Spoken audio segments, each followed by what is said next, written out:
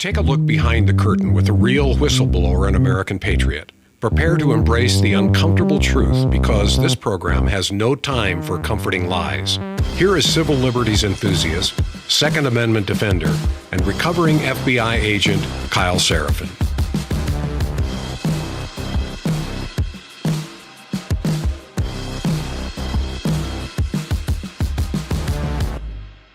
Well, hello, my friends, and welcome to the Kyle Seraphin Show. Today is Thursday. It is March the 12th, and we're running a little bit behind the schedule that I'd like to be on. I'd like to be starting at 0930 Eastern Time. It's just a one-man operation. You guys just saw the overhead shot if you're watching on Rumble, if you're watching on YouTube, if you're watching on Spotify after the fact, and you got to see what's going on here. I found something out that may not be as consequential as I think, but I'm going to let you evaluate that. I don't know if it's just sometimes this stuff just hits me and I just go like, what's really going on here? All right, let me give you the etymology of how today's show sort of evolved. I saw a video posted by a guy named Graham Allen. As I understand it, he might work for Turning Point. He's certainly a promoted show on Rumble, which is our biggest platform. And I saw it over on X. I follow a lot of the people that I think say dumb things. I follow people that look like they are paid shills because I want to know what the paid op looks like. So this is where it started. I watched this video of Graham Allen. I'm going to play that in a little bit here. He goes on this rant talking about how Candace Owens is a demon. Candace Owens is working to subvert the president. Anybody who doesn't back Donald Trump 100%, who doesn't just like play along with what Donald Trump is saying, like they're part of a paid operation, which almost looks like projection to me. Projection is when you accuse somebody of the thing that you're doing yourself. So that's part one. And I go, well, that's kind of weird. Then I open up Rumble. And I go to the leaderboard to see if we were on the board yesterday, and we weren't, and that's fine. Our show is so small compared to some of the really big shows. There are shows that have hundreds and hundreds of thousands of followers that do not make it onto the leaderboard on a regular basis, and we generally do. We're almost always in the top 50 most liked videos on Rumble. That's not a flex, it's just like what it is. And the number one was Dan Bongino. So I click on Dan Bongino's show because it said, I'm ready for a divorce or something to that effect. I'll show you the headline that he ran with. And he spends the first 18, 20 minutes of his program talking about how there's a paid operation against Donald Trump and how to justify what he sees. And he talks about percentages and that there's no divide among the MAGA people. And if you can find cancer in your movement, you got to cut it out. Kind of the same Dan Bongino thing that he started off with. I've come back to reclaim our movement. This is our movement. This is my movement. You're not part of it if you don't 100%, get behind Donald Trump and everything he's doing. And I went like, okay, fine, got it. And I have some evidence to show that what he's saying is ridiculous and wrong. Blip, no big deal. But like the facts are not in his favor. It turns out he sort of presented some information without broader context. And the minute you zoom back out, you're like, all right, what you're saying is not actually true. So a little bit of that too. He's showing some polling that looks really favorable. The fact is that the polling is turning against Donald Trump. This is pretty common when we come up on a midterms. When you have the House, the Senate, and the White House, and you don't achieve all the things you said you were going to get, boom, you're going to find out that people are going to turn against you. So like, Trump's unfavorable ratings, where people think that he's not good, have increased, and his favorability ratings have decreased. So he's going the wrong directions in two ways. And it's by a factor of like 2 or 3x. A lot of people. And I've seen some polling. I'm not going to disclose it. I'm not at liberty to talk about it too much, but I saw a little bit of polling that shows that in certain districts, it's broadly speaking what people think. That doesn't mean that social media is real. Okay, all of that stuff is like background, right? This is why we're late. So I'm just giving you guys the understanding. And then after reading all of that, I had somebody on X tag me and say, Kyle, can you please share with me the Agenda 47 document that you keep referring to? The 20 core promises that Donald Trump made to make America great again, which is what is on the screen right now. Now, I have this sitting on my desktop, and I've had it on there for about 3 weeks. I pull it down from Donald Trump's website. The website was www.donaldjtrump.com/agenda47. That was the website. And then I went looking for it because I was just going to give the guy the link, and I wanted to confirm that the link that I had was correct, and there's nothing there. There's a WinRed redirect to donate money to Trump Vance. Oh, well, that's weird. So then I looked it up and I ended up on Wikipedia. And when I went to Wikipedia, I saw Agenda 47, this whole description of what it is. It was a 16-page document. It was basically like a rehash of what they did with the Heritage Foundation document and so on. So then I scrolled to the bottom of the page for the Wikipedia references, because Wikipedia always gives you like the external links that they use. And when I got to the bottom, it says external references, donaldjtrump.com/agenda47. And I'm going to show you guys in a minute, when you click through that, it goes to a fundraising site. They've pulled down their 20 core promises to make America great again. The implications of this could be really, really big. Part of it might be that I'm pointing out this thing. I don't know that it's just me. I don't think I'm the only one that's like holding Donald Trump accountable to his own, but I haven't seen anybody else splashing this across their podcast screen over and over again. And the fact of the matter is if you are not keeping your own promises, it's really damning to normal people who look at it and go, look, Seraphin's not holding somebody accountable to something he created. You created it. This is your document. Guys, I'll post it over on X in a little bit. I'll post it over on Local so you can have a copy of it. It's a JPEG.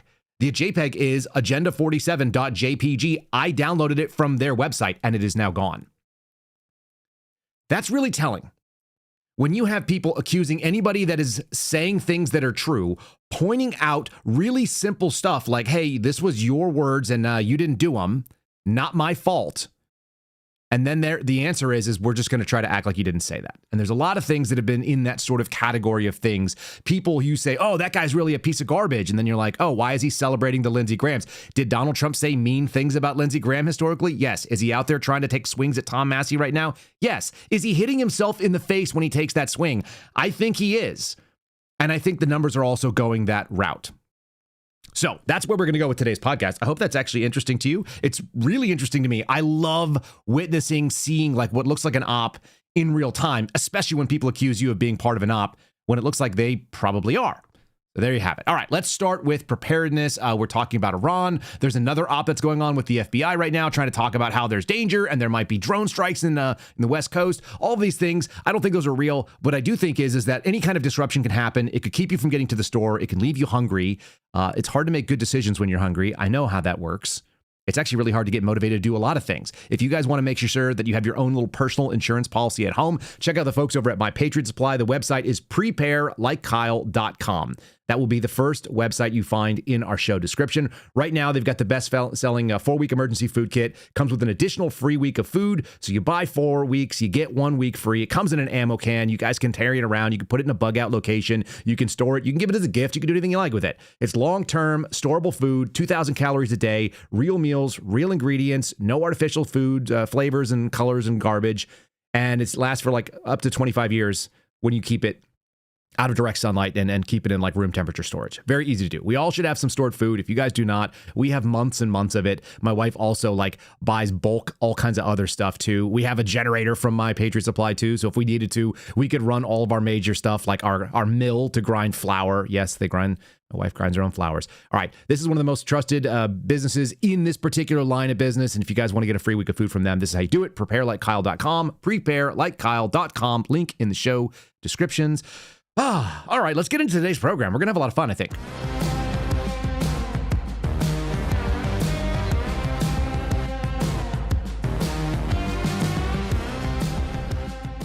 All right, one more time. Here's what it looks like. This is the core promises. I'm just going to show you that I have it here, and then I think here's the second half of it, and I blew it up just a little bit, but these are the second of the 20. I will post this stuff over.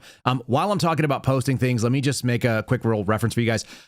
I've been remiss for probably years now. I should have done this a long time ago. On the public website, which you guys can find, you don't have to be even a member of Locals to be able to find this. There is a link in the show description, which will always have all of our sponsors for the month, starting here and going forward. You'll always be able to scroll to the bottom near where the keywords are and tells you like what the topics are. You'll be able to click through that, even if you're not a member over at Locals, which you can be at kyleseraphin.com.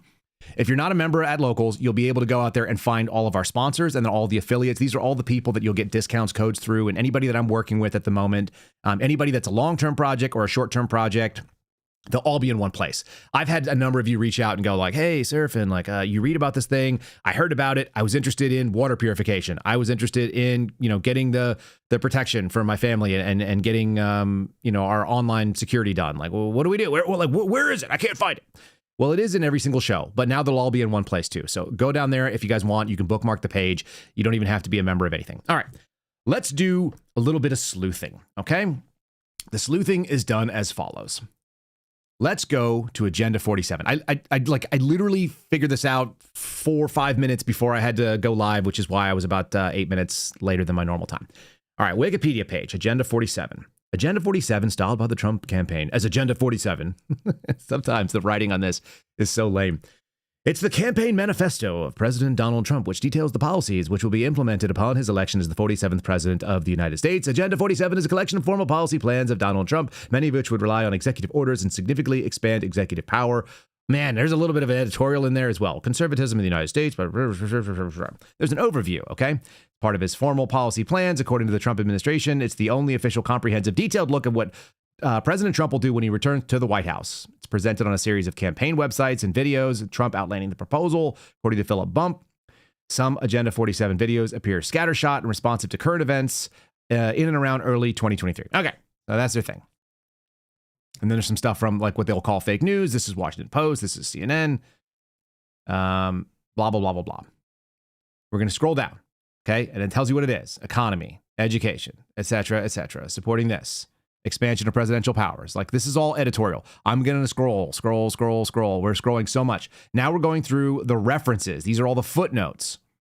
There are over 100 footnotes that they have documented all these things, most of which is just editorialization coming from the news media. 150, 200, what is that, 175? Good God. Okay, 220 different footnotes. That's a lot. The only thing you really need to do to discover what is Agenda 47 is go to this webpage right here, which is the Agenda 47 page. Now, it's off the screen for you guys, but I can see down here when I highlight this hyperlink, and it tells you right next to it, it's on donaldjtrump.com website. When I go to this hyperlink, donaldjtrump.com/agenda47, it's going to take us to official Trump merchandise. It doesn't take us to Agenda 47 anymore. You can buy the dark MAGA hat. You can buy the Gulf of America hat. You can buy some camouflage hat, which is kind of an ugly camo. It's not even really a good woodland. You can get beanies, the fight shirts. Look, this is all the crap that you can buy, none of which is Agenda 47. Is it at the bottom of the page? I just want to do the whole page. No. You agree to receive text messages if you buy from them. The RNC gets some money. The Never Surrender group gets some money. Working Up for Ohio gets some money. Paid for by WinRed. Not authorized by any candidate or committee. That's it. There's no Agenda 47. It is no longer there. Now, I don't know what that means, but it's pretty damning when you have to take down your own words, because your own words are pointing out the hypocrisy of what you're doing. Why would that be? Well, maybe because the first thing you said was you were going to stop the migrant invasion. The second thing you said you were going to stop the deportation operation in the U.S. You're going to end inflation. Well, we're not doing that. We're making things more expensive. Now you've got people out there trying to justify what you're doing on your behalf. And it is kind of telling when you see it, because you're like, oh, you're trying awfully hard right now.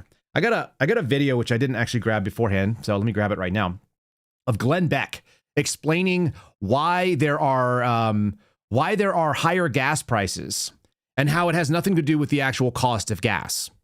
Now, here's what I want you to hear when you listen to this, okay? Because it's actually pretty straightforward. He's right.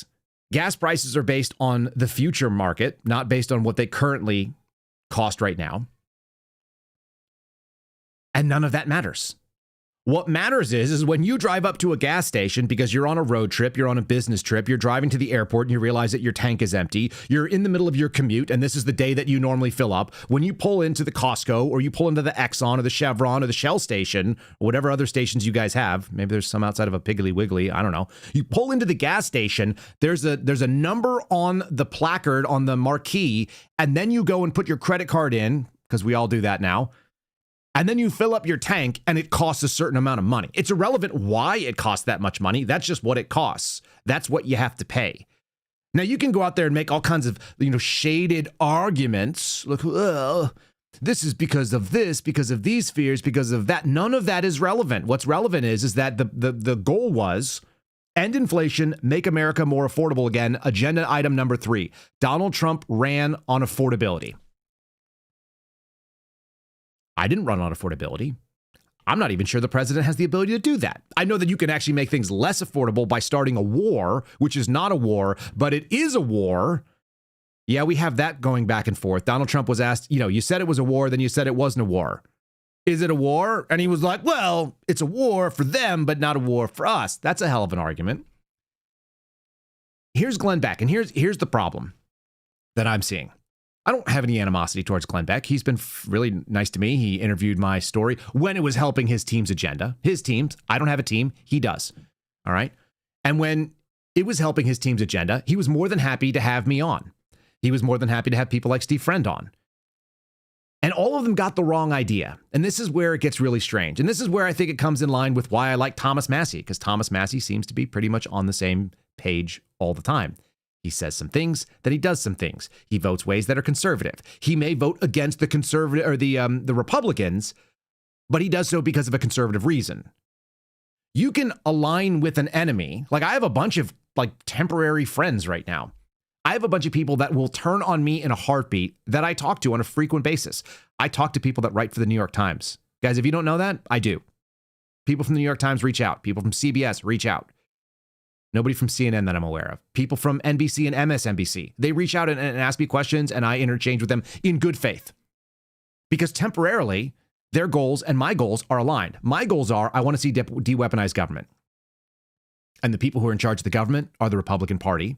The people who are not doing the thing that they said they would do are the Republican Party. So if you want to point out that hypocrisy and you want to join me in my mission temporarily, that's fine. They always say that the enemy of my enemy is my friend. Incomplete. And I think inaccurate. Allow me to say this. The enemy of my enemy can be my temporary ally.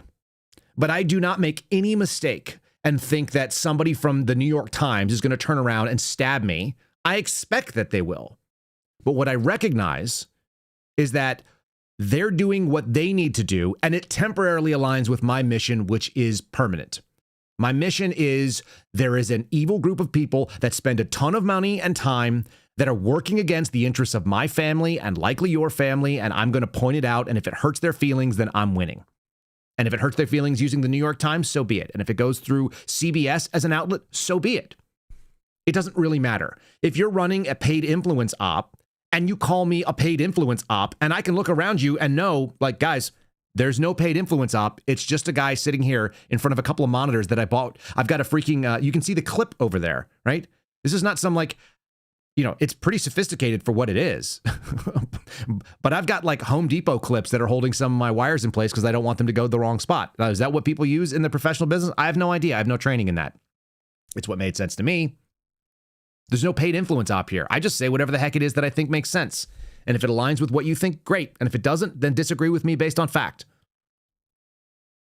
Very interesting that some people have all got the same talking points. I watched a clearly obvious agenda being pushed forward that there were a bunch of people who were so excited about Donald Trump coming to Tennessee that they had to drive from outside the district that there was going to be a rally in.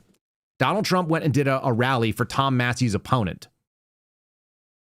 And they couldn't get enough people inside the district excited about it that they had to actually import people. And if you guys were being honest, if the Trump people were being honest, that's the same thing they accused Kamala Harris of. It's the same thing that they accused Joe Biden of, that there was such a lackluster enthusiasm for the message that they were saying that they had to bring people in to fill up the rally space. That you had, whether they were paid or not is kind of irrelevant. If you have to go out there and pay for the bus because people are not willing to show up on their own. And by the way, I don't blame them. I wouldn't show up. If Donald Trump did a rally in Austin, Texas, I wouldn't go. I can't fathom why I would waste my time.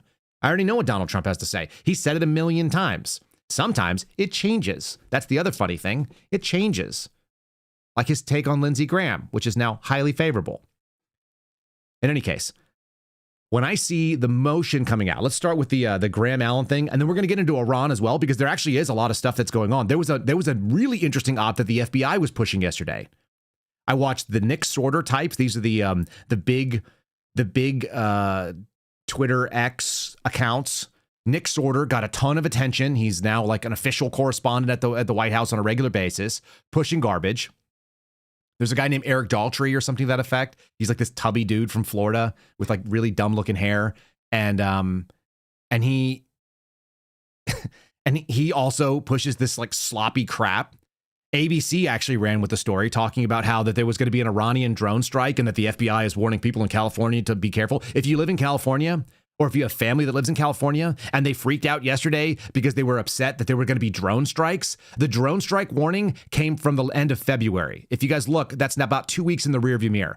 2 weeks ago, prior to us starting a kinetic confrontation with Iran, war or otherwise, the FBI said that there was some reporting, garbage reporting, by the way, that there was going to be a drone ship off the coast of the western side of California, and it was going to launch drones into California.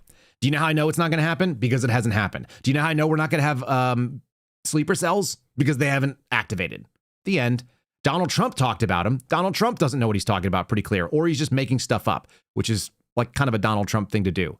He said, like, we have eyes on the sleeper cells. We know all the sleep. Oh, I'll let him do it in his own words. And then you guys tell me if you think he's actually being serious. Let's start with the Graham Allen clip.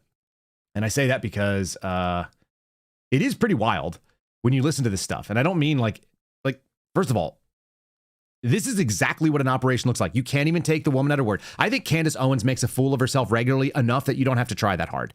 If you have to put on AI makeup and have a fake demon scream come out to try to make the point that you think what she's doing is demonic, I think you're trying too hard. That's just me. Just one guy, Graham Allen, claiming something. This sounds like projection to me. And then, like I said, I'm going to show you the Dan Bongino piece of it. And then we're going to debunk that. We're just going to go through this sort of like allegations of paid operations against Donald Trump. I think the real story is Donald Trump didn't do what Donald Trump promised, to the point where now Donald Trump's people have pulled down Donald Trump's promises. That's my allegation. That's my supposition. That is the hypothesis I'm working under, and I'm going to try to substantiate that. I'd also love to see that debunked if that's actually not true. Just turns out there's more going the other way. All right, Graham Allen talking about everyone's trying to undermine the president, and that's our fault for noticing. It's your fault if you paid attention. All of these people, Megyn Kelly, Tucker Carlson, and now Candace Owens, with all of their cult followers, are now trying to turn everyone against President Trump. Going back to the Save America Act and how the actual play is they want to destroy America because they hate you. Trump has betrayed every last single one of us. Okay, make no mistake about that. Because he's a coward. He is a coward for doing this to the American people. And that's going to be his legacy. His legacy is going to be a person who could not stand up to Bibi Netanyahu, a person who just loves money. Oh, the demon's manifesting. Senate GOP is not going to do anything to pass the Save America Act. We're going to lose the midterms because of it. And now you have all these people that are dividing MAGA to turn against Donald Trump. And what does that do? When impeachment time comes, now you don't have this massive pressure against all the GOP senators to make sure that the impeachment doesn't go through. It is starting to feel like a giant paid influencer campaign, because the ultimate goal is to get rid of Trump so they can get rid of us. All of these people. That's not even logical. His claim is that there's cult-like followers of Megyn Kelly, Candace Owens, Tucker Carlson got hit in some of this stuff as well. So that's the claim. And then you go, well, why do they have cult-like following? Because people believe what they're saying? Are they saying things that are true? Are they saying things that are somewhat logical? Because it sounds like they might be logical. It sounds like what they're saying resonates with an audience, God forbid. The allegation that that's paid is pretty wild. Now, what are you seeing on the screen right now? Episode 2470. This was yesterday's episode of the Bongino Show, which was the lead on Rumble. Again, Rumble's relevant to me because that's where our biggest platform is. So if you're listening and you don't listen to Rumble, so be it. No big deal. I'm just telling you, it's big in the playground that I play on. And what was it called? It's time for a divorce. Dan Bongino makes the point that it's time for a divorce from the Candace Owens, from the Tucker Carlsons, from the Owen Schroyers. Like, apparently I found myself on a list the other day of people that are really upsetting to some guy named Brendan Dilley, who is like a doofy kind of foul-mouthed jerk that doesn't seem to know a lot. And I'm honored to be on the list. I just think if you think I'm part of the problem, all you're doing is elevating my profile. I'm fine with that. It's amusing to me. But it's time for a divorce from what? You're going to cut out things from quote unquote your movement. The funny thing for me is, and maybe Candace, maybe Megyn Kelly, Tucker Carlson like consider themselves part of some movement. I'm not part of anybody's movement, guys. Like real clearly, anybody who's been in this chat for a long time, anybody who's been there in the morning, there's some of you that I recognize that have been there probably since one of the first episodes we've ever done. Guys like our chat moderator over on Rumble, Eric, Rose, Rick over on our YouTube channel. You guys have been watching this for a really long time. I have no team. I have no allegiance to a team. Nobody ever asked me, hey, do you want to sign up and be part of this team? We got a jersey. We got a couple of talking points that you're going to stand behind. That's not how I operate. It's actually very liberating because I don't have to worry and check like, oh, am I going to offend this person? Am I going to upset somebody else? I don't care. It's irrelevant. I just say what makes sense to me. If I have to change my mind, I can change my mind because I don't owe anybody any allegiances. I never have to go like, oh, I should have said that previously. Here's where it gets really funny. When you're desperately trying, and this is something that was done yesterday. This is the Bongino show. This was his evidence that there is no divide amongst the quote unquote MAGA. There's no evidence of it, he says. MAGA supporters, how do you feel about the way Donald Trump is handling the Iran situation? God forbid you ever call it a war.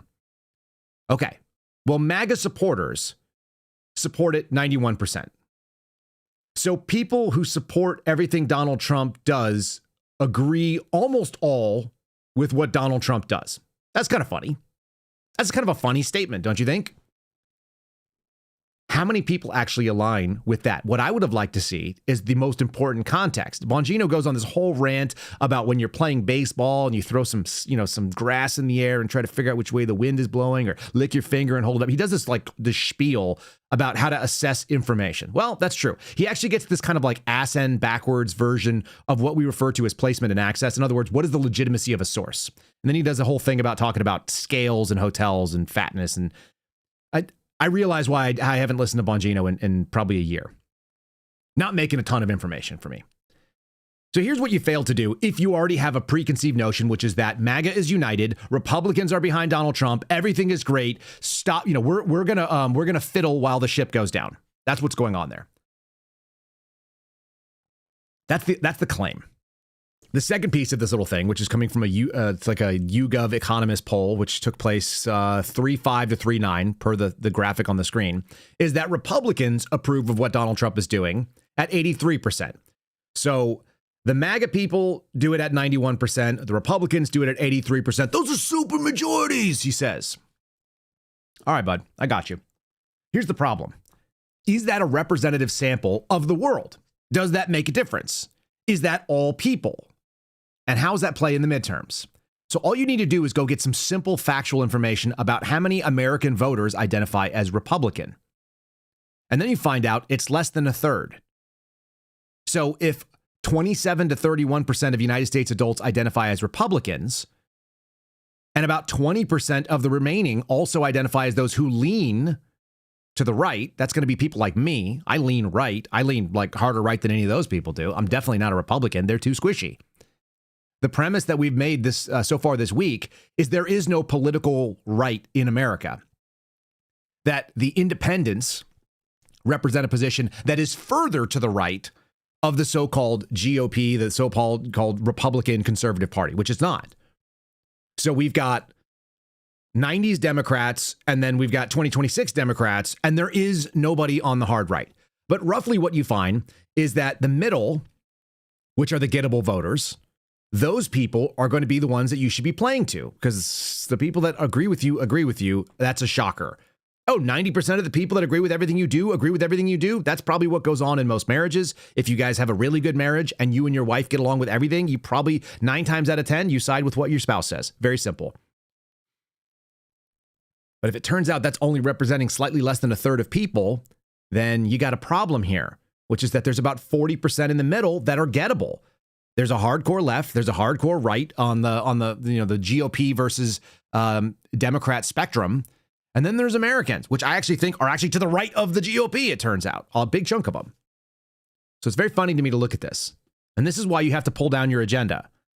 Because I think Americans who are in the middle, who I think, roughly speaking, actually all sit to the right, There are not a ton of people that want to mutilate their children. There may be a bunch of people that want tolerance and want, gay rights and things like that don't necessarily align with a conservative agenda. But when it comes to the things that are on this list that Donald Trump recently pulled down off his website, or someone else did on his behalf, I think most people can look at this and go, bringing in a bunch of people. Again, there's a left-wing argument for shutting down the border. The left-wing argument was, guys, when women get taken from that long journey from wherever they start, Panama, South America, roll their way up through Central America into Mexico, and then through Mexico through coyotes and cartels and all this other stuff, and then end up in the United States, they're repeatedly raped. They are sexually abused. Some of them are sexually enslaved. They're impregnated and have to have abortions. Like, there's all kinds of just awful evil that goes on with an open border that lures people in to come here and then do what? Then they're in like some sort of indentured servitude. This is like 18th and 19th century horror film stuff. So yeah, shutting down the border actually is a pretty humanitarian thing because it's bad for everybody. It's also bad for the poor in this country, who then find themselves competing against people that don't actually have a right to be here, that don't have a social security number, that end up stealing someone's social security number, that end up doing things that put them on the wrong side of drug gangs and cartels and transnational organized crime. Like, there's a lot of reasons why you might want to shut down the border and carry out a deportation operation. People, broadly speaking, agree with that idea. Now, they may not like the way that it looks, and they may not like the way that it actually was enacted.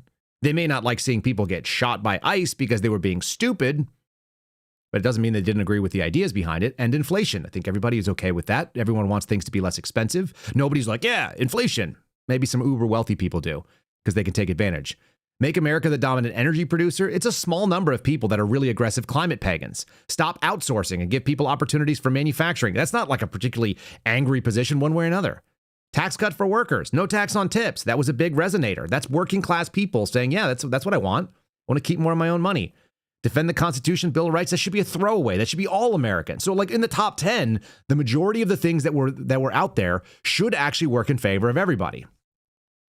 And the weaponization of government. That's my big one, number 9. Prevent World War III. You got a lot of lefties that crossed the aisle because of RFK Jr., because of Tulsi Gabbard. They went, restore peace in Europe and the Middle East, build a great missile system. I don't know. Made in America. I don't know. Prevent World War III, bring peace to Europe and the Middle East. Sounds good. All of those things have to be, like, generally speaking, non-left or right. Those are things that everybody can get behind. That's why it was an effective agenda. That's actually why this was a pretty good promise set. What does it say when you have to take it down?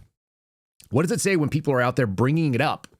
Rebuilding cities like DC, making them safe, clean, and beautiful. You get people that are like hardcore left-wing voters in Washington, DC, black ladies that are excited about Donald Trump making DC safer, or bringing in the National Guard temporarily to make Chicago safer.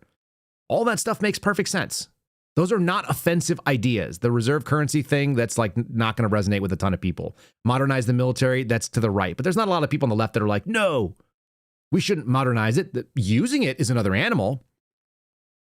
There's only a few things in here that are really aggressively like hard right stuff. This is all pretty squishy 1990s. America is the best. That's why you want to live here. Let's protect America type stuff. This is an agenda that is, broadly speaking, I would say, not offensive. And it's not particularly right wing, with a small number of things that kind of play to that. And even the things that do,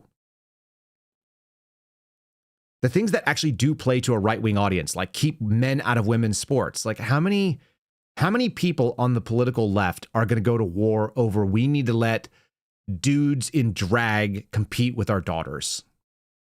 It's just not that big. It's just not that much of an audience. So that's why you end up with a coalition of people, of independents that said, yeah, this is my guy.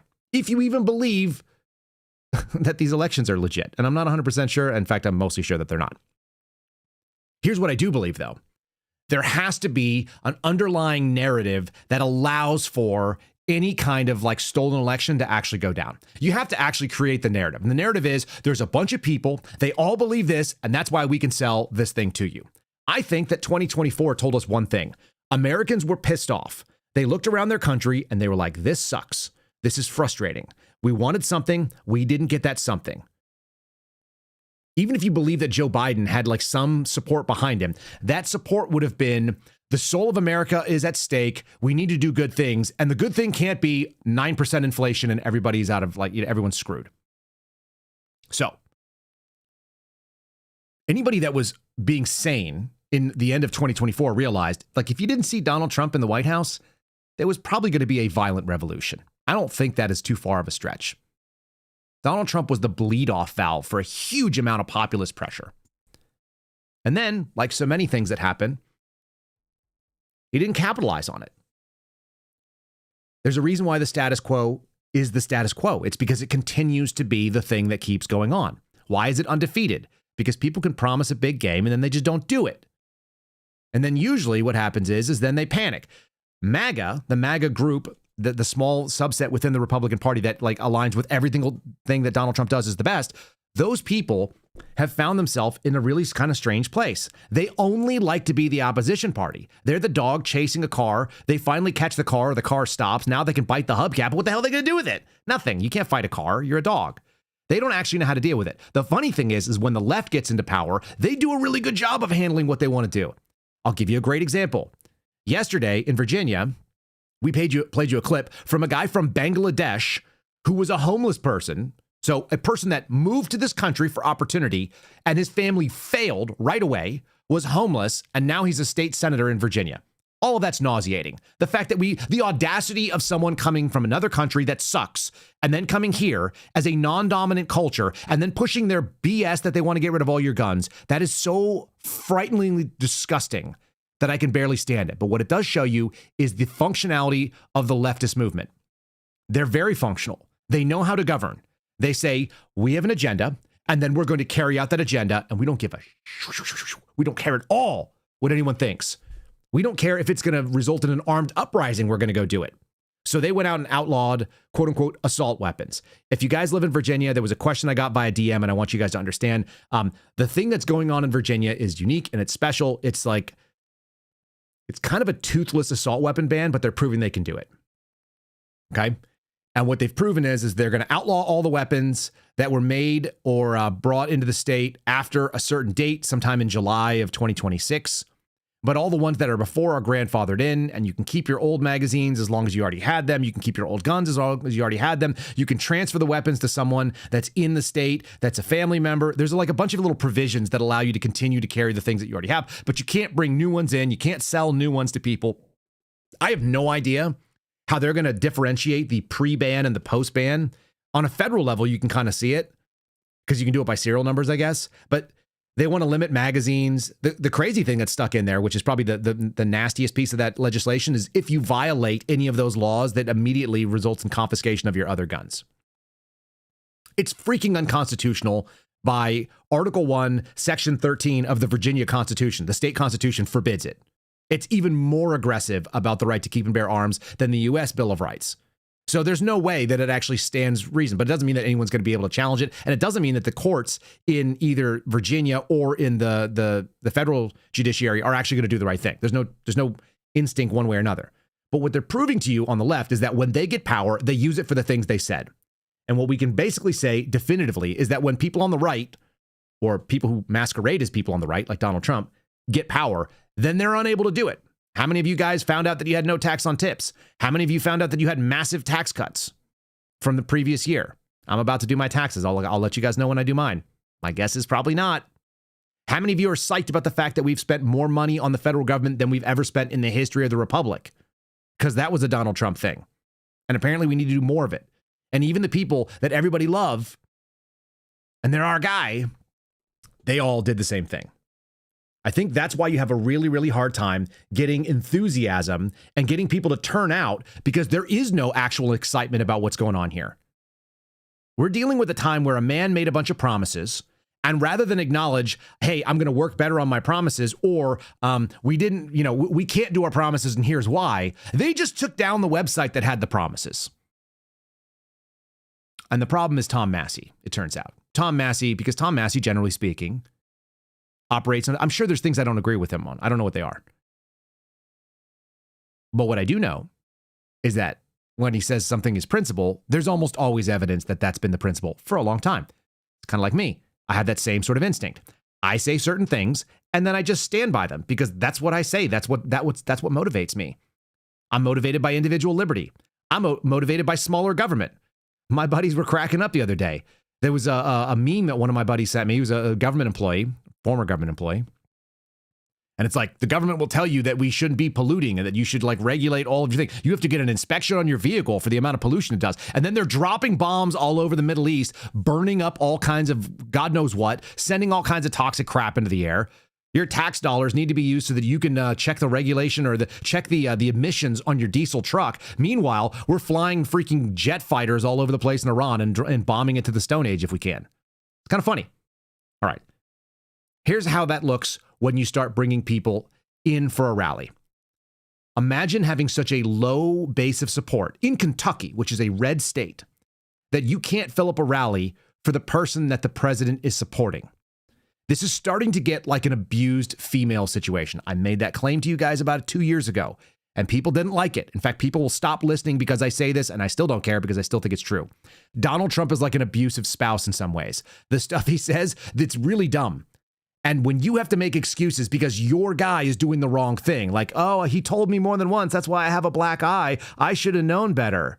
I fell down some stairs because he threw me down the stairs because I knew better. I knew that he was going to be mad if I didn't have dinner ready by 5 p.m. or whatever like Lifetime movie experience of abused, battered wife looks like. There are so many people making excuses for Donald Trump that a regular person would look at this. Imagine this is Joe Biden. Imagine Joe Biden is bringing people into a congressional district for someone that he has endorsed because they can't get enough people in that congressional district excited about the pick of the president. That's what happened yesterday. And the crazy thing is the betting websites saw it right away. The betting websites are like proposition gambling based on like what are the odds of something happening. It's not a great indicator of truth. It's an indicator of where people are willing to put their money, though, and that's something. And so places like Kalshi had a 15-point swing where Massie was basically neck and neck with his competitor, this guy named Eddie Galrain.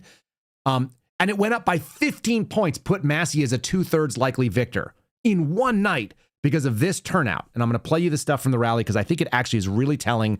This is the Donald Trump Rekt Tom Massie per the Daily Wire. Oh, the Daily Wire? Interesting. Pro-war, pro-Zionist positions from the Daily Wire. Very interesting stuff. The prediction markets saw this very differently. They said that basically Donald Trump wrecked himself, and that seems to be the case. Here are some people looking for enthusiasm. They're really desperate to try and find people, and the people they find are all men with white hair, with pot bellies who came from out of district, and they're not particularly articulate about why they're there. How many Thomas Massie supporters here? Anyone? All right, silence, deafening silence. And sir, why is that? Why are there no Thomas Massie supporters here for Donald Trump? I can't speak for this area, but you're in his district. Right. Well, I'm 4 hours from here. I'm in Western Kentucky. So Thomas Massie, to me, has been a formidable person in the Trump administration, but he has a tendency to flip-flop on some issues. And he does vote with the president about 90% of the time, though. Let me ask you, sir, the war in Iran, is this going to help the president if he can get out of it in the next couple of weeks, or could this potentially hurt him heading into the midterms? I think it should help.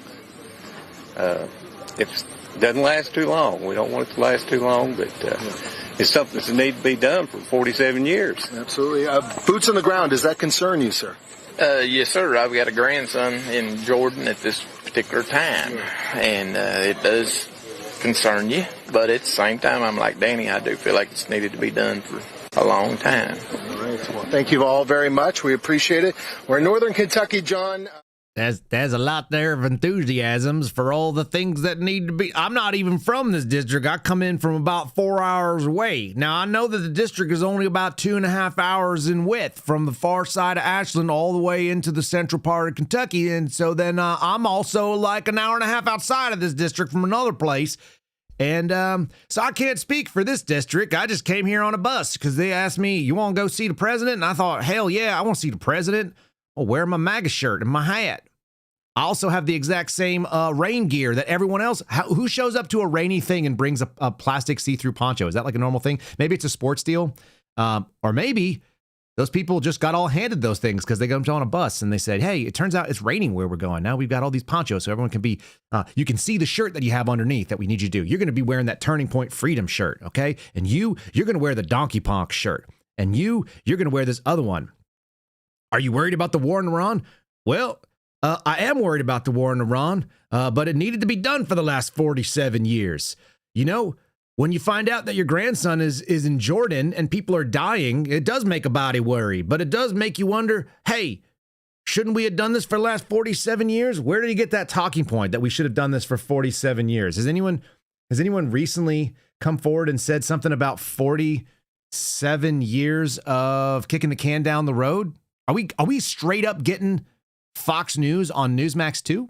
So Donald Trump could have let this go to another president. He went in knowing it would drive up the price of oil. No, he didn't. He said it won't affect it. And he still says it's just He went in knowing this. this was going to cause an issue, but he did it to make sure future generations could live safely and prosperously. This is a great point. He could have let this guy arm up, nuke up, and so the next Democrat president would have had to confront a more muscular Iran. You have to respect that, Jessica. You should say thank you when the oil prices go down. It is. I feel like the movie V for Vendetta, which by the way is a horribly leftist movie. It's really, really aggressive on the hard left if you guys watch it. But the way that they point out government propaganda, and in that case, they're making fun of right-wing propaganda. You have to respect it, Jessica. You must. I'm Jesse Waters. Look at my hair. How much does Jesse Waters love Jesse Waters in those clips that you see? That's theater.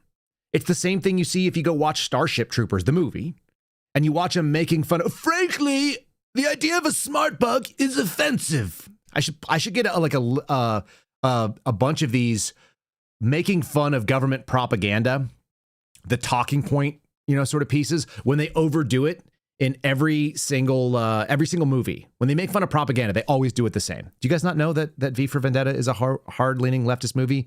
They're pointing out that love is love, that everybody, like the main love story is based on, like the life-changing love story in V for Vendetta is written on a piece of toilet paper by two lesbian lovers. Do you guys not know that? Go back and watch V for Vendetta. You think it's right-leaning. It's not. It's against tyranny, but the tyranny that they believe is out there is like this right-wing thing. And what it is, it's really just totalitarianism. If you look at the movie, the actual message of the movie, it's actually much more aggressively against government, but that turns out to be sort of a conservative position. Seems like the left loves government. So anyway, if you guys don't know that, like, go back and watch it again with like a critical eye. Stop like looking for your confirmation bias and assess what it's saying. What it's saying is that they love leftism, that hope and love and freedom and all these things are supposed to be really great. It just turns out that they all end up in totalitarianism. So they're giving you a conservative viewpoint on accident, and it actually backs up the things that people like me think, which is that government is awful and the bigger that it is awful. But they're trying to pretend like it's like some Adolf Hitler, Nazi type thing. Same story. The movie version of Starship Troopers is doing the same thing. Like, they're trying to lampoon things on the right, but in reality, like, I think it actually just shows us that like collectivism is weak and stupid. And that, there is like an instinct that people turn around and go like, yeah, I actually love having a masculine, muscular military that can go out and impose its will. I just don't want to be sold garbage. Like, don't give me the slop. There is a middle position for all of this stuff. It's the rational, intelligent conversation. But when you want to lampoon something, you do it in a big and hyperbolic way. You go over the top. What's crazy is they can't get their own, they can't even get their own party on board because the talking points are so muddled. Carolyn Levitt went out the other day and said, it's been pretty obvious from the beginning what's going on here.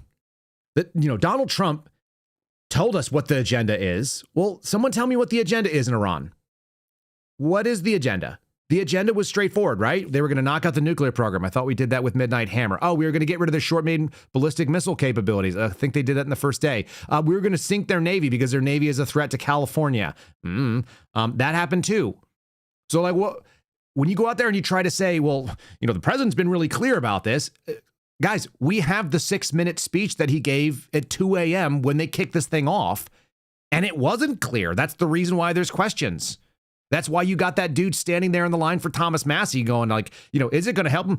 Yeah, it's about to help him, I think, quite a bit. It's going to help him because Jesse Waters said he could have waited for more people, but 47 years we've been at war. We've always been at war.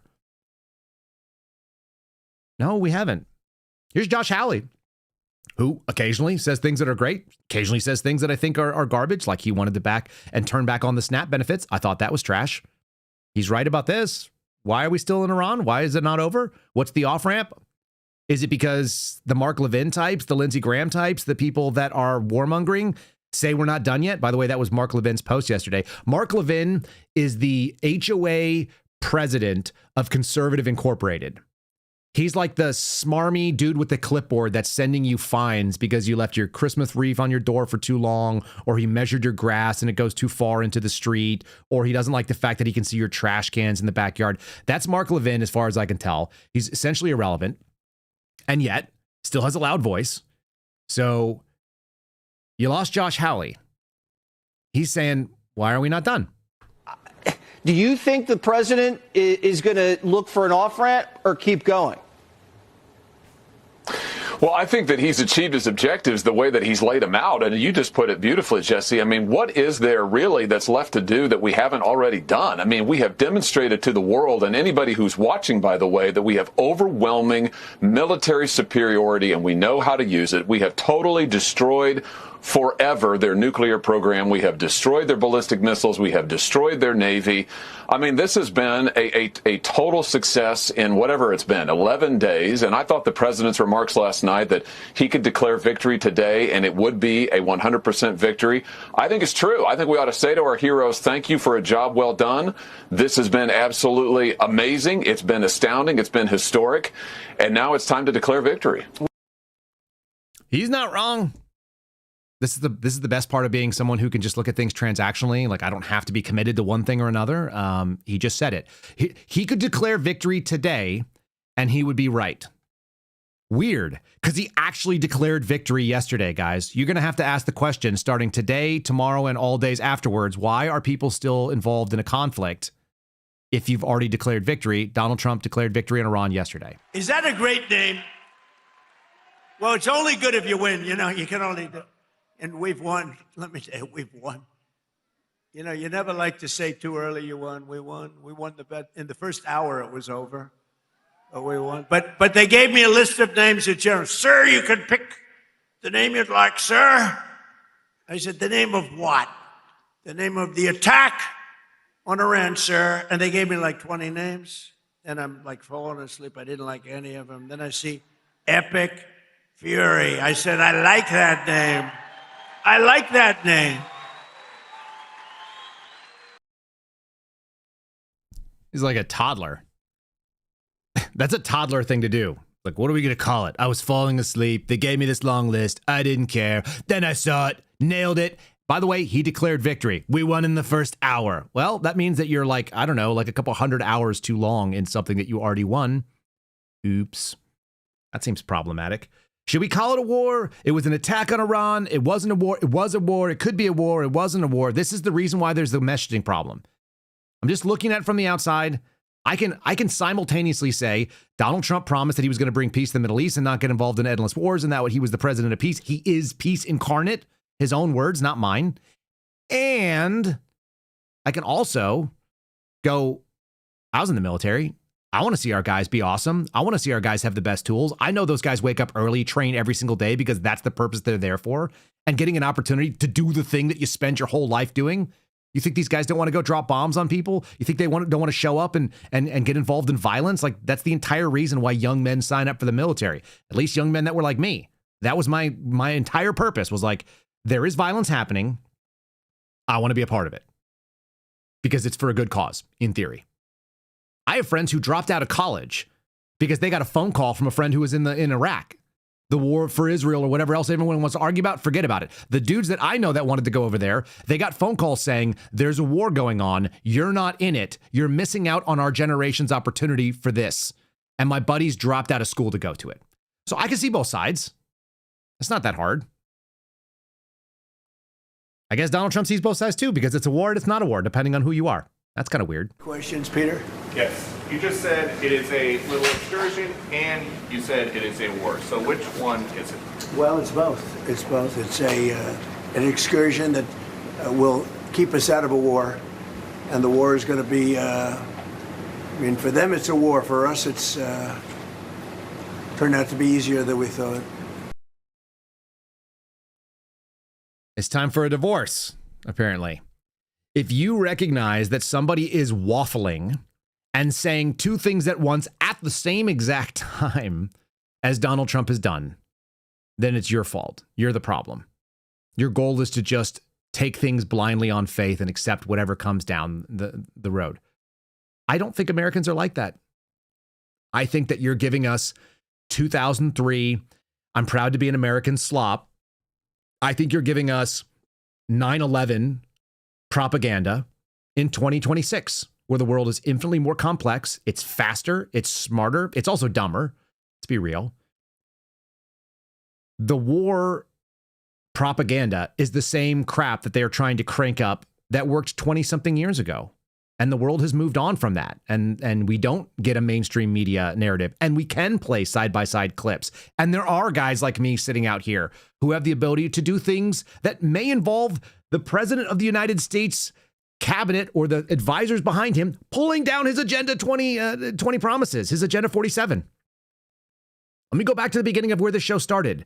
This morning, I realized that Agenda 47 is no longer published on the website donaldjtrump.com. The specific URL that hosted his promises on the campaign trail, that URL now redirects to a fundraising site. What does that say? If you posted promises and then within, what is it? How many months are we in? We got it in January, so we're now 14 months in to a 48-month turn. If you're 14 months into 48 months and the answer is, I just don't want you to see what I said I was going to do a little bit more than a year ago. Ain't that something? What a strange time. I don't know who else is doing this, by the way. And I would love it if you guys know. If you guys listen to other podcasts, everybody listens to more than one source. Hopefully you listen to more than one source of information. What are you seeing? Who else is pointing out this? Is Owen Schroyer doing it? That would make sense to me. Owen and I tend to be on the same page, even though I don't watch his program all the time. I recognize that certain people can look back and just go like, hey, look, I'm just going to hold you accountable for what you said.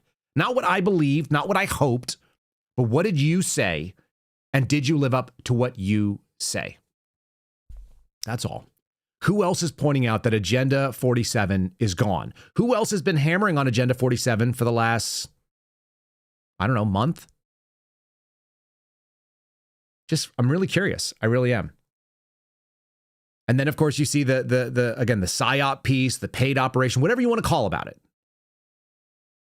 I see the chat saying Nick Fuentes has. That's right. That he has. I don't know if he's been specifically calling it Agenda 47, but he has been calling out Trump's promises, which were, in fact, coming straight out of this document. I'm more interested if people were specifically making reference to this document, this particular part of the website. Because this part of the website is gone. That's why I'm interested. Why is it gone now? Who took it down?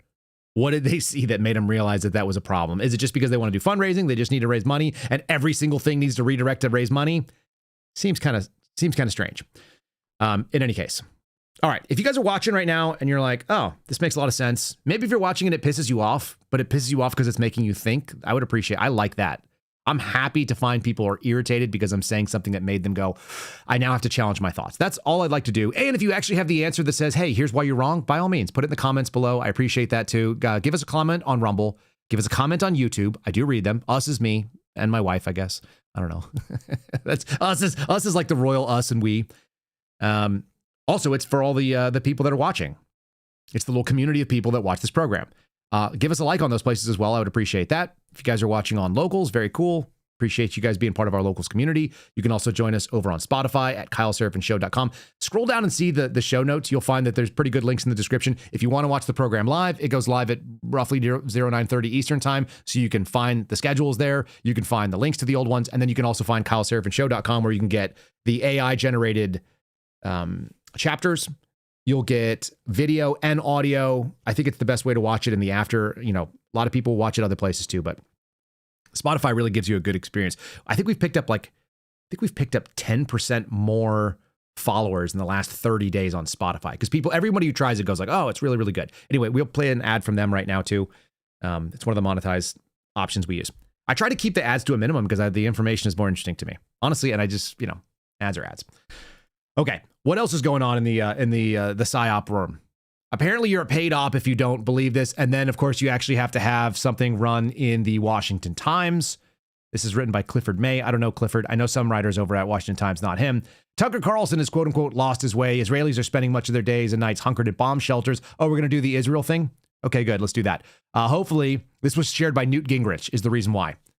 This is going back to the Congress in the 1990s that was like semi-effective.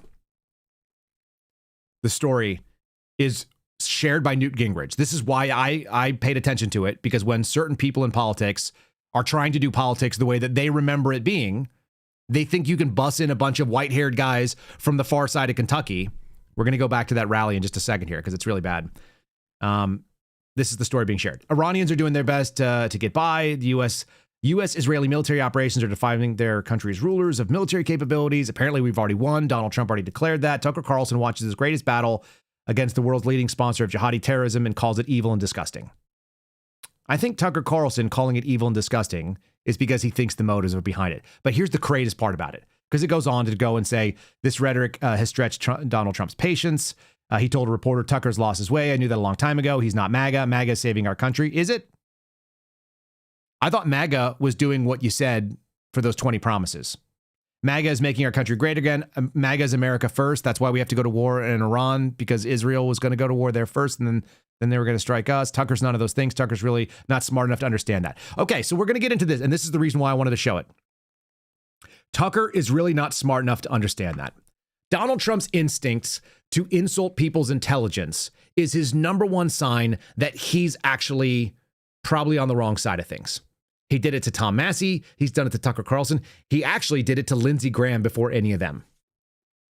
His instinct to insult someone's intelligence is really kind of a sad projection. I don't think Donald Trump is that intelligent. I don't know if you guys have watched this program long enough, but I don't think he's brilliant. And that really pisses off the MAGA people. So I'm sorry that it makes you mad.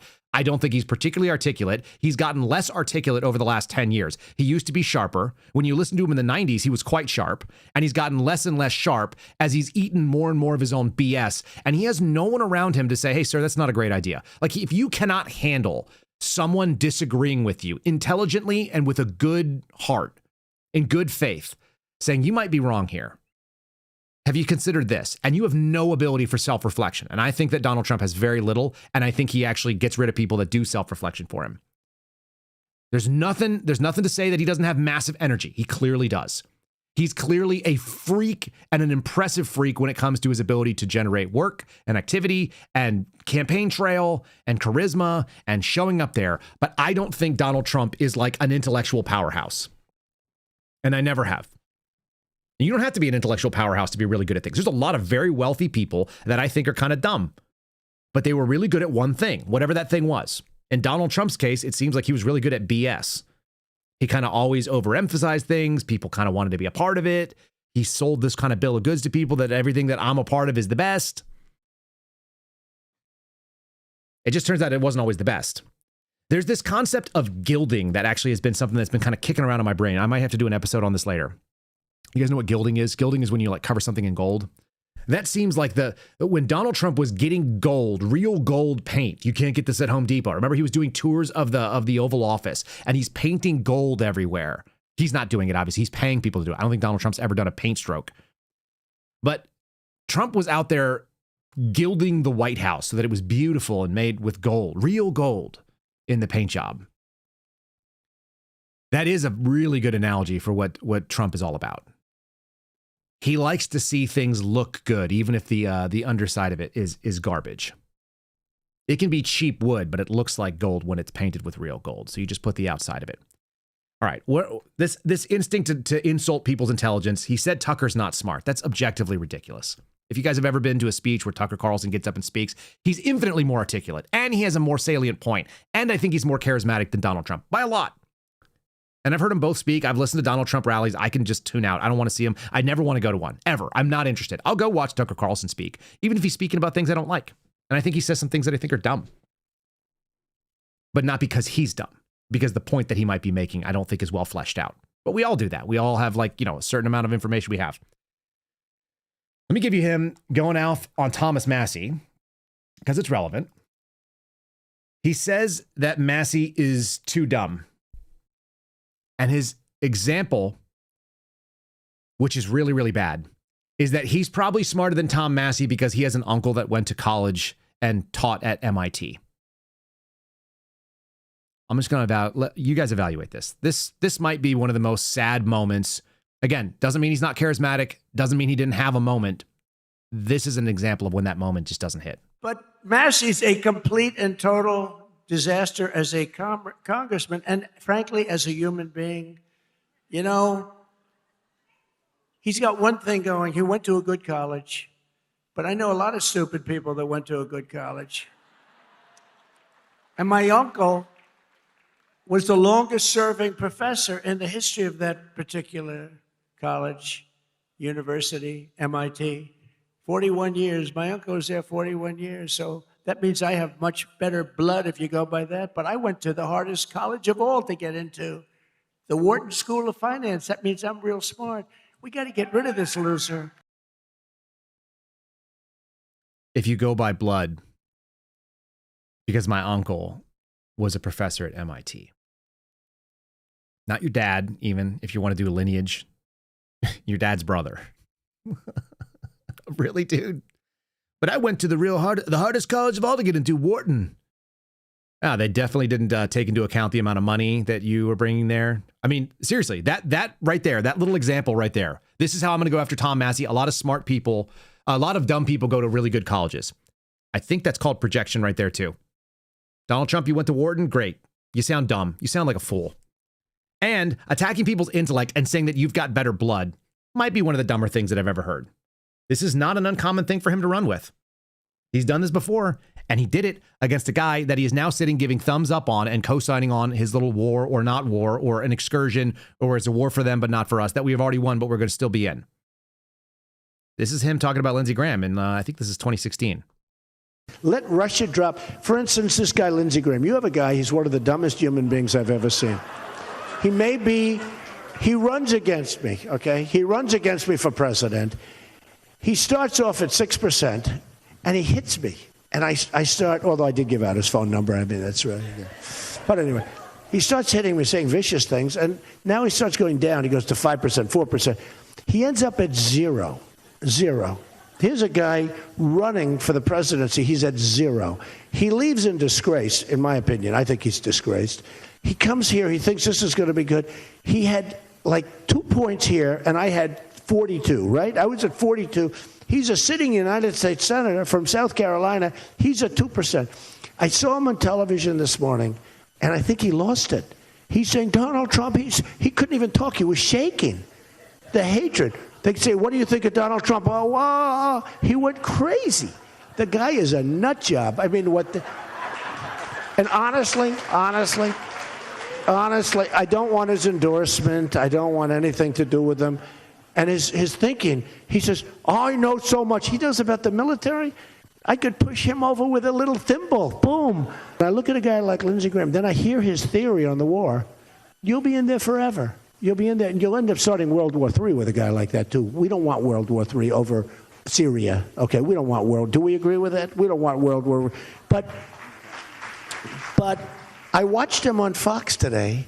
I have never seen a guy I don't think I've ever seen a guy so totally out of control. They mentioned my name. He went literally crazy this morning.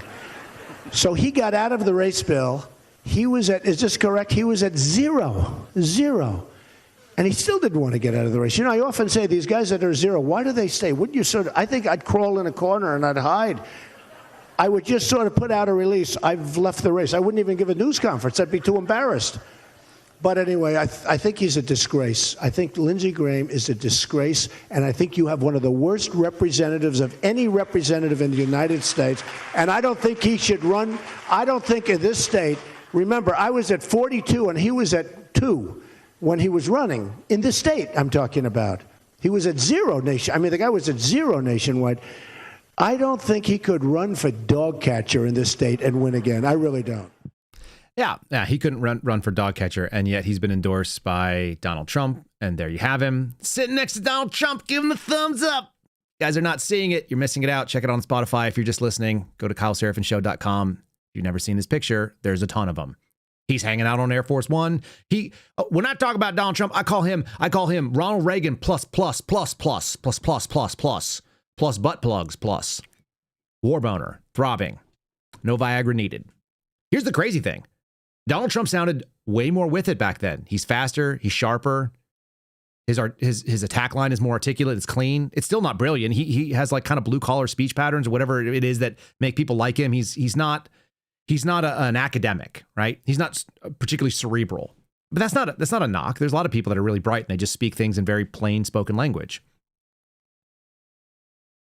He's the opposite of what Ben Shapiro does, where Ben Shapiro, really exercises the breadth of his vocabulary.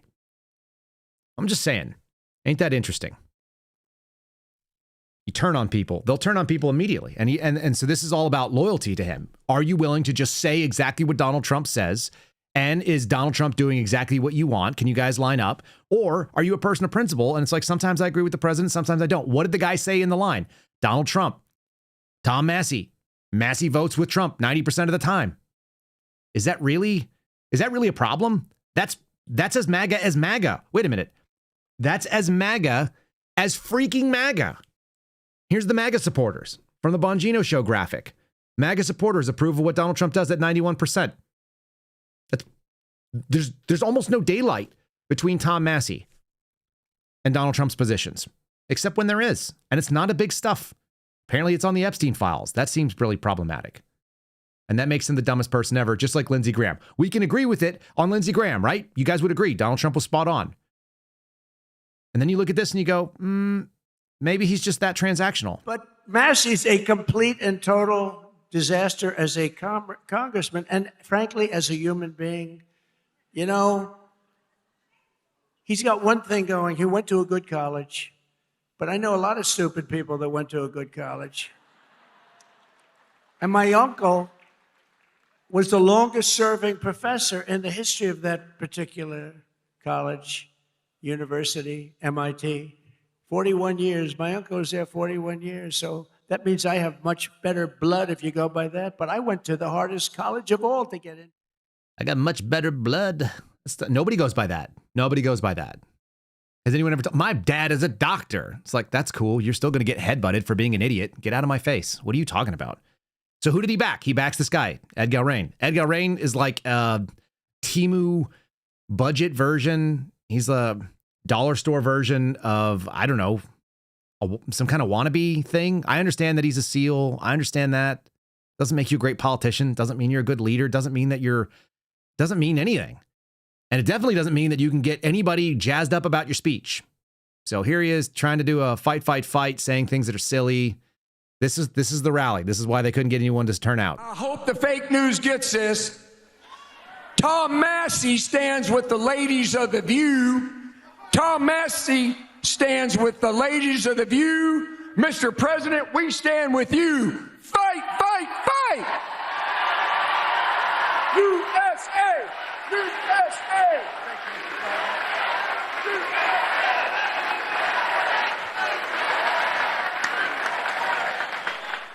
Yeah, that's pretty lackluster. Notice the entire time that he's bashing on Massie and talking about going to a great school so he's got a better brain by blood, there's nobody cheering. Nobody. Donald Trump is like the king of laugh lines and of applause lines and all that kind of stuff. And then you got this guy going, he stands with the ladies of The View. That's like, you don't agree with me, you're a libtard. It's like, no, I'm further to the right of you. I'm a bacon cheeseburger nationalist. I don't want to go to war and fight people's wars that are Israeli. I don't want to fight wars in Venezuela. I don't want to go to war for people that are in Europe. They're not my people. Like, none of them. I don't care about any of them. I don't care about what's happening in Latin America. Oh, it's a big problem. Like, the United States created it. So what? I didn't do it. I don't want to pay reparations, right? I'm just saying. I can sit in all these places and say, I dislike all of you. You know what? I'm not a big fan of Megyn Kelly. I don't know if you guys have heard this before, but like, I just don't. I think she's fake. I think she's super fake. I think that Megyn Kelly she chases audience based on the fact that she was on NBC programs. She was on Fox. She knew exactly what to say when she was on Fox. She said it herself that she basically was doing propaganda. Now she's on her own, so maybe she's standing on her own 2 feet and saying her own 2 things. Maybe she's just chasing audience or pointing out. But she's right about this. Again, I know when Josh Hawley's wrong. I know when Donald Trump's wrong. I know that Fox News is almost always wrong. There's things that Jesse Waters has said that are great. There's things that are not. Here's Megyn Kelly saying maybe the truest thing ever. Sean Hannity, who is a sycophantic limited hangout for the intelligence agencies and for deep government, based on the pins that he has and his new podcast, Hangout, aka Limited Hangout with Sean Hannity. He's the same as Lindsey Graham. He's the same as the establishment. He's the same as all of the problems that I thought that Donald Trump was coming in. Political outsider, not a politician, going to fix the issues that exist in the system, right? Term limits, voter ID. Are we getting any of that stuff? No. What we're getting is allegations of paid ops for people who actually hold on to those principles and think that's all correct because you're not sycophantically backing Donald Trump. Megyn Kelly's right on this one. This is pretty funny. Like sometimes when you hear people, you're like, really? Way to go, girl. Like, well said. Accurate. Over at Fox News. I mean, Sean Hannity is Lindsey Graham by a different name. It's amazing to me to watch them cheerlead this. I mean, we've got 7 U.S. personnel dead. We've got a girls' school, 175 young girls dead in Iran. And there's serious dispute. We'll get into who's behind that. But there's only serious dispute because the president is now saying that it wasn't us, but his own defense secretary over his shoulder is saying it's under investigation. And senators like Kennedy are saying, yeah, it looks like it was us. And the Wall Street Journal and others are reporting it was us. None of this is good. Okay. And you would think at a minimum, somebody like Senator Graham would like pause and not look so bloodthirsty. How does that make the Trump administration look good when we know that he's working hand in hand with the president, that he's been one of his chief advisors to make him look so cavalier about the death unfolding in the Middle East right now and the likely of more to come? All true, all correct. People who are flippant with their wargasms and their war boners running around on Fox News and talking about how great this stuff is. It all looks really bad. It all plays into the hands of people that say that you're not doing this for American interests because I know what the American interests are because I saw how it got voted on and it got voted on this. And this is Agenda 47. To me, it is a really damning indictment when you pull down the thing that people are referring to that just say, what did you say in your own words? And can you be held accountable to your own words? If you guys don't know what a war boner is, it's what Lindsey Graham looks like. It's a guy with a tongue that's basically just a phallus throbbing with blood because of the excitement. He doesn't need any extra pills when we're going to war. That death and destruction and human suffering excites him in a sexual manner. That's my claim. It's my opinion. That's what it looks like from the outside here watching it. It's gross. It's really gross. That's why watching that stuff makes you kind of go like, this is super cringeworthy. That is not to say that people on the political left have it right. There's this really great little meme, or it's a clip that is used regularly to respond. And it's like when people that are leftists and progressives and like big government fans that want all the things that I hate, when they see me pointing out that Donald Trump is making a mockery of what he said himself, and they want to be, and they're like, oh, you're on my team. Again, they can be my temporary allies. They're not my friends. There's this Peter Griffin thing from Family Guy where he's like, whoa, whoa. Whoa, whoa, whoa, whoa. That's almost a direct quote. It's like, look, I don't agree with any of you people either. Again, I'm to the right of both of you. That's what the bacon cheeseburger nationalist position is. It's like, you're Jewish, cool. Like, welcome to America. Nobody cares. That's not the dominant culture here. We eat bacon. Oh, you're Hindu? Cool. Welcome to America. Nobody cares. We eat cheeseburgers. Oh, you're Muslim? Same thing. Like all of these groups, it's like you can be here. No one's ever said that you couldn't, but there is no deniability of what the dominant American culture is.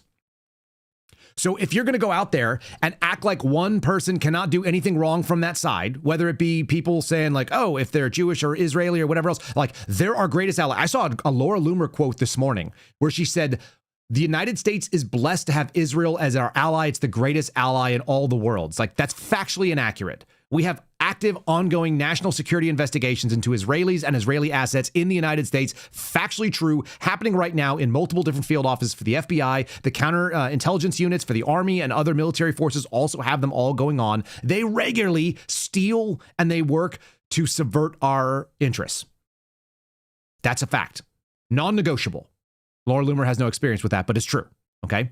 And anybody in the counterintelligence world can tell you that. Anybody who's worked in national security can tell you the Israelis are like kind of a spiky fish to handle. Doesn't mean that they don't work in our interests sometimes. It just means that like they're not our greatest ally, not even by a long shot. We have a greatest ally group. They're called the Five Eyes. And that's non-negotiable. And then you got the other side. And they're like, that means you love us Muslims. It's like, no, I don't. Like, I actually think that's probably incompatible with Western thought. Exactly as was said. You got Muslim guys coming in from Bangladesh, and the first thing they could hear is they want to disarm my population in a state that had it enshrined in their own state constitution prior to the American Constitution. Hard pass, bro. This is why we used to spend a bunch of time pointing out the political left was doing this stuff. And here's the thing that needs to be understood. When the other side is in power, whoever's in power is the one that should be taking the shots for achieving for what they did or doing the bad thing. Right now, Republicans, they have the House, they have the Senate, they have the White House. They are the ones who get all the credit and they get all the criticism for not achieving the agenda. What's the agenda look like? It looks like this. Agenda 47. Here's the other half of it. It's on the screen on purpose. Why? Because that's what he laid out for the vision of the Republicans. This is the Republican platform that they ran on. So I will hold you accountable to it. I don't have to point out that the left are loonies when they're not in power. It turns out when they were under Joe Biden, then we went out and talked about the human Roomba and all the dumb things that he did. It's not because it's like, well, you're just looking for a reason to be upset. It's like, no, I'm looking for people to hold up their word. And if what they said is going to be really bad and dangerous for my country, for my family, for my neighbors, for my community, then I'm going to point that out. And I don't like it. And that's what I do. It's like, can we see the hypocrisy wherever it exists? Yes. Here's an example, just so you understand. This is not whataboutism. This is not, I'm just showing you the other side is still just as nutty as they've always been when it comes to things like defending Islam and refusing to say that Islamic people who are terrorists are Islamic terrorists. That seems like a real no-brainer. If people were out there screaming Christ is king and then shooting a mass of people, I'd be like, those were weird Christian terrorists. They don't represent all of Christianity. There is no part of Christianity that represents that. What you don't ever find is that's the thing that people in Islam say, because there's like 25 to 30% of Islamic people actually back that really, really radical version where they think that they need to kill people that don't believe. And then they go do dangerous things, including against other Muslims, it turns out, including the mayor of New York, who's more of a commie than a Muslim. Here's CNN. This is what happened the other night. Just so you guys don't think I'm completely ignorant to the other side being weird. I can't speak for Mike Johnson, but I would say we've had 2 terrorist attacks here in the last 10 days. What does that have to do with Muslims? So can we condemn those? Why are we? Of course. What does that have to do with Muslims? What does that have to do with Muslims? There is a radical strain of Islam that's led to these terrorist attacks. Obviously, the vast majority of Muslims are people with terroristic ideologies here and all around the world. What does that have to do with whether Muslims belong in American society as a group? Yeah, and let's be clear. I'd like to hear the answer. I'm talking about what Mike Johnson was saying. That's what I'm talking about. I'm talking about what he didn't say. But you haven't read his full quote. What I'm talking about is what he didn't say. We can be tough on Islamic extremism without compromising our commitment to religious liberty. He was chiding those 2 members of Congress. And by the way, as a Republican, was he? As a Republican, I believe that the same. I believe that the same amendment. There are strong language. The same amendment that gives those 2 members of Congress. Or is it bigotry, Joe? The same amendment that gives those 2 members of Congress the right to say things that are offensive, that I find actually offensive as well, is the same amendment that permits Muslim people to be here proudly and practice their faith. Nobody said that Mike Johnson should throw. They're quibbling about making a big deal about the statement we read from Andy Ogle the other day, which is that Islam is not compatible with the West, which is probably true based on the fact that we've had a significant amount of wars, most terrorism inspired under any kind of religious ideology comes in from that side. It's crazy to watch people try to co-opt the things you say and make it fit the agenda they have. There's a bunch of people that'll be like, oh, if you're anti-Israel, that means you're against Judaism. It's like, no, I'm just not interested in other countries. It's like, oh, you say things about Muslim terrorists, that means that you're anti-Muslim. It's like, no, I'm not. I just don't think that there's a really good argument for making that, broadly speaking, a talking point. We're talking about a fraction of the population. Again, in America, 95% of the population is not Jewish, Hindu, or Muslim. 95% fall outside of that. So that means that there are two standard deviations, right? So that's how we do standard deviations. The first one's like in the 60, 67%. And then the second one goes out to 95%. So the fringes, the 2.5% on either side of the far left and the right, whatever that looks like. If we were to make a spectrum or a pie graph that looked at it, you have a very, very small, a negligible minority of people fit into the category of practicing Jewish, practicing Hindu, or practicing Muslim. It's statistically irrelevant in this country if that's part of your thing. Doesn't mean you should be killed off for it. It turns out you shouldn't be killed off. That's the American way. But it doesn't mean that you get to have an outsized role. And there are a lot of people that are overrepresented. And so here's my final point, because I saw this the other day, and this is how I know the status quo is going to continue. We're going to end up with Dan Patrick as the lieutenant governor of Texas again. Dan Patrick, who was not born Dan Patrick, but changed his name to Dan Patrick, which is also really weird. You guys can do that on your own. Go look him up. His given name was Danny. You'd think that Dan was short for Daniel. It's not. It's Danny, D-A-N-N-I-E. That's kind of unusual. So he put this little clip up the other day, and this came out in terms of a question about religious liberties and whether or not we can have an anti-Christian bias task force. Okay? Right now, my group of FBI whistleblowers and people that refuse the vaccine are currently in an active lawsuit against the DOJ. And the DOJ, by the way, under Donald Trump, if you guys believe these things, is fighting against us. They're not settling with us on friendly terms. And the Houston field office from DOJ is legitimately and actively contesting our right to even have this case, where they clearly violated civil liberties, especially in my case. It's not even debatable in mine. I have it in writing. I literally have the violations of federal employment law in writing done by the FBI. And then the current FBI director, who I think is a putz, actually fired the guy that did the thing that he did illegally for the reason that I'm alleging in my lawsuit. If you guys can get behind that, that's how wild it is. Okay. And we have hard proof of this stuff. It's non-negotiable. He said things under oath. They put it in writing. The dates all align with what I'm saying. They literally violated federal employment law, saying that you must, in fact, do an evaluation of a person's workspace before you deny a religious accommodation. They didn't do it. All of that is, in the meantime, we're working with and trying to get people from the anti-Christian bias task force to help us settle this lawsuit that we shouldn't have to even bring or continue to pay for as we go on. And now you hear that there's like this special privilege you get for a very, very small fraction of people and the fighting against anti-Semitism. And here is the DOJ's representative for their panel on trying to eliminate anti-Semitism, which, by the way, is not a crime. Unless there are active violations of law, like, in my case, where there's a violation of federal employment law, why on earth are we trying to come after people for being racist, anti-Semitic, Islamophobic, make up whatever word you want? You're allowed to be an a-hole in America. This is an ongoing premise of this podcast. You could be a white supremacist. You could be a black supremacist. You could be just a jerk who doesn't like anybody. The government has no business in your free speech. If you guys go read the First Amendment, they literally are supposed to make no law that infringes on your ability to hold whatever crazy position you want, as long as it doesn't result in violation of other law. So why are we doing things about anti-Semitism? And then even more crazy, why is my state with this guy, Dan Patrick, why did they write laws?